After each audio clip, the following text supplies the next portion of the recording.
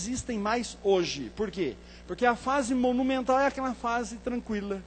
Rico sou, farto estou, de nada tenho falta. E começa a acontecer assim um processo degenerativo e espiritual na igreja. E a igreja que não reage na quarta fase, ela deixa de existir. Essa é a razão do estudo dessa noite. Então deixa eu dar um exemplo aqui para vocês. A primeira fase da igreja adventista do sétimo dia, quem foi? Guilherme Miller. 1812, a América do Norte trava uma batalha contra a Inglaterra. Foi a última batalha americana para a sua independência total. Ela termina em 1815. Para cada soldado americano, haviam 3 soldados ingleses. Isso é história. A possibilidade da América do Norte vencer essa revolução, essa guerra, era mínima. Porém, eles venceram. E no dia 4 de julho de 1816, foi estabelecido pela América do Norte, Dia de Ação de Graças. E até hoje é uma data muito importante. Vocês sabem disso. O Dia de Ação de Graças, 4 de julho, é a independência da América, a vitória da América do Norte contra a Inglaterra. Houve um culto nessa ocasião. E até hoje se faz cultos na América do Norte comemorando a bênção de Deus. Acontece que havia um sujeito chamado Guilherme Miller. Ele era um capitão do exército americano. Ele combateu nesta guerra. E ele foi vitorioso com a sua guarnição. Guilherme Miller, um homem muito inteligente, muito cético em relação à religião. Segundo a história, aos 18 anos de idade, já havia lido todos os livros da biblioteca da cidade dele. Só não havia lido a Bíblia.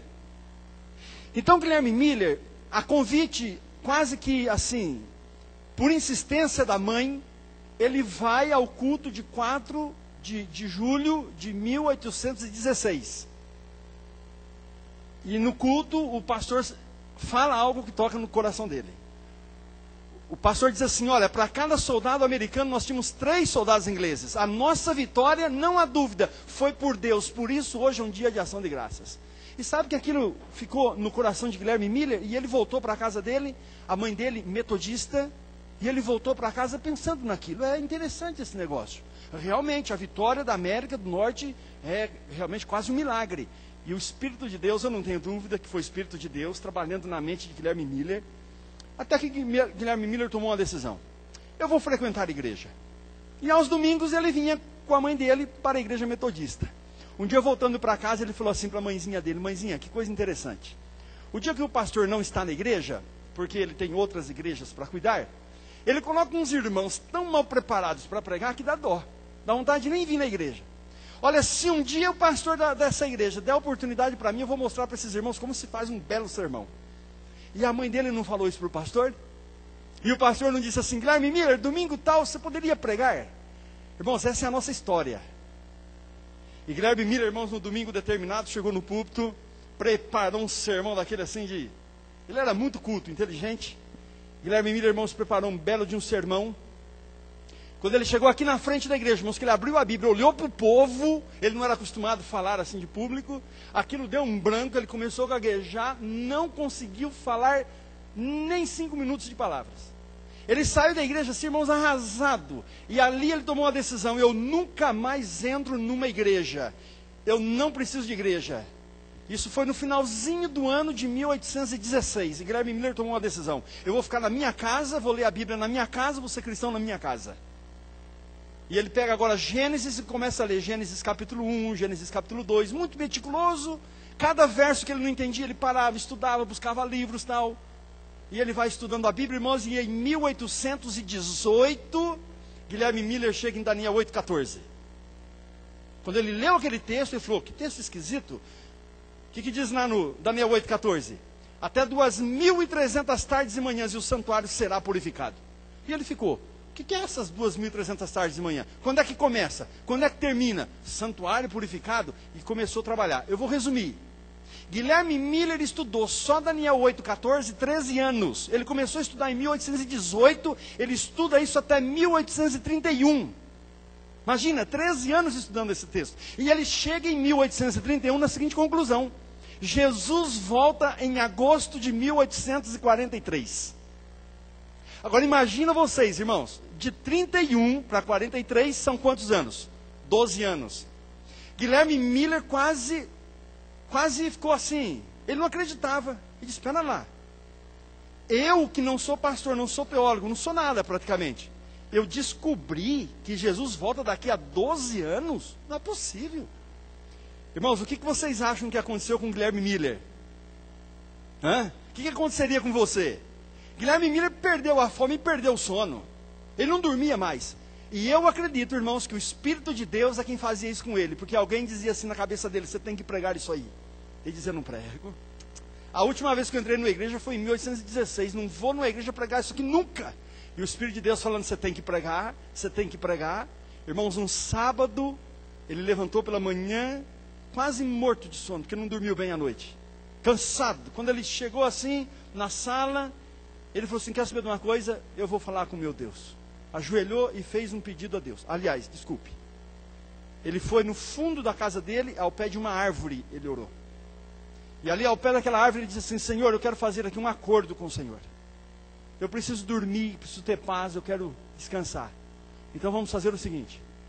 Se Jesus volta em agosto de 1843, se essa verdade tem que ser pregada, o senhor manda alguém vir na minha casa, me convida para fazer uma pregação em alguma igreja e eu vou.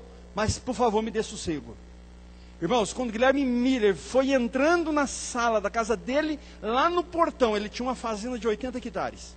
No portão da fazenda ele viu que alguém entrava a cavalo, mas isso era de madrugadinha, o sol estava querendo começar a apontar. Ele viu alguém chegando, ele já ficou assustado, porque alguém chegar de madrugada na tua casa não é boa notícia. E Guilherme Miller pensou, o que está acontecendo? Quem é?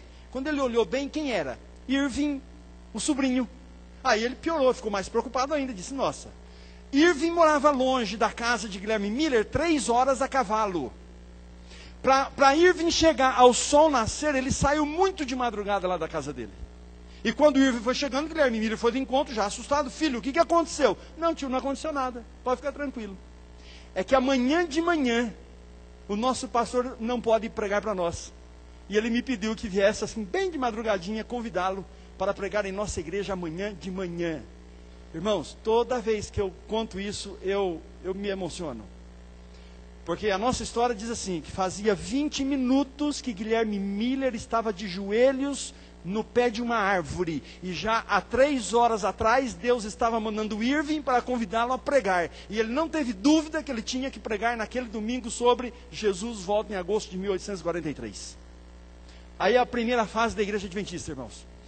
Guilherme Miller ficou em Dresden 1 semana pregando o que ele havia estudado há 13 anos. E aí surge nesse momento, irmãos, a segunda fase da igreja adventista. Porque ali surge Irã Edson, José Bates, Kreuzer, Ellen White, e um grupo de pessoas creram na mensagem de Guilherme Miller, e aí surge o movimento chamado Millerita, os Milleritas, que acreditavam que Jesus voltaria em agosto de 1843. Somente em agosto de 1843, reestudando, que chegaram à conclusão que era 22 de outubro de 44. Ok? E vocês conhecem a história da grande decepção, como tudo aconteceu. Irmãos, esse grupo chamado Millerita, ele foi crescendo, crescendo, crescendo, e em 1863, nós entramos na terceira fase.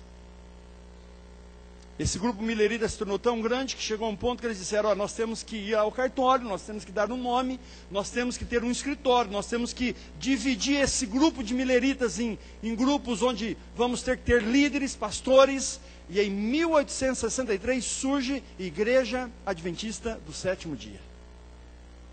Qual é a principal missão dessa igreja? Pregar a segunda volta de Cristo Jesus. E como símbolo de fidelidade a Deus, somos guardadores do sábado. Igreja Adventista do Advento, cremos no Advento, e do sétimo dia é o santo dia do Senhor. Tá certo? E essa é a terceira fase da igreja adventista.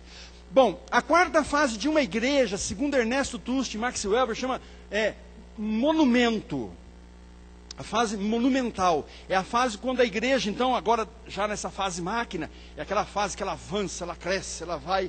Então agora ela começa então a decair. Na quarta fase a igreja cai. E deixa eu dar um exemplo aqui para vocês. Aliás, deixa eu mostrar uma coisinha que é muito importante, irmãos. Olha que coisa importante isso aqui. Isso aqui não foi escrito por pastor adventista. Nem pensem nisso. Se você ler Ernesto Tust e Max Welber, você vai encontrar exatamente o que eu vou mostrar aqui. Porque o que eu vou mostrar dá a impressão que foi um pastor adventista que escreveu. Ernesto Tust e Max Welber diz assim, que quando uma